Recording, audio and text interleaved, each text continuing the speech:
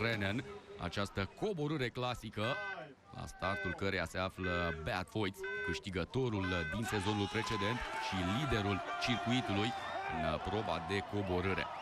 E bine, Beat Feuz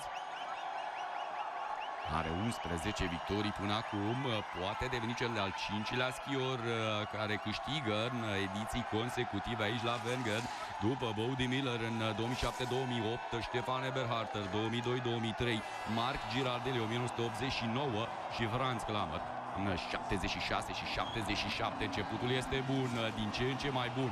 Foarte rapid elvețianul, o traiectorie total diferită de toate celelalte, o intrare abruptă, apoi o mică buclă pe final, să-l vedem în estul lui Kernen, se înclină foarte bine, o trecere bună, foarte bună, viteză de ieșire de peste 80 de km pe oră.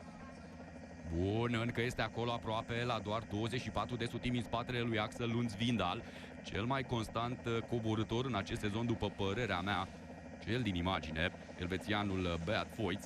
Să nu uităm că este și deținătorul globului mic de cristal al probei.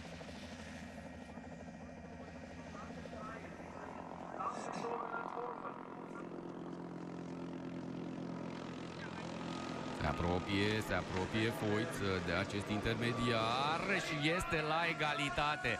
Mă așteptam, l-am urmărit cu mare atenție, a avut traiectorii din ce în ce mai curate, mai cizelate, mai directe și în consecință este acolo unde își dorește. Sare frumos acolo, amortizează revenirea pe sol și s-ar putea să fie nou lider. Totul se decide aici pe estul final și ia și el înălțime, ridică ușor brațele, mult mai echilibrat, aș spune, decât Axel Lundz-Vindal. Beat Feuz la final, ușor dezechilibrat și este noul lider. Fantastic! Acum se dezlănțuie cu adevărat publicul.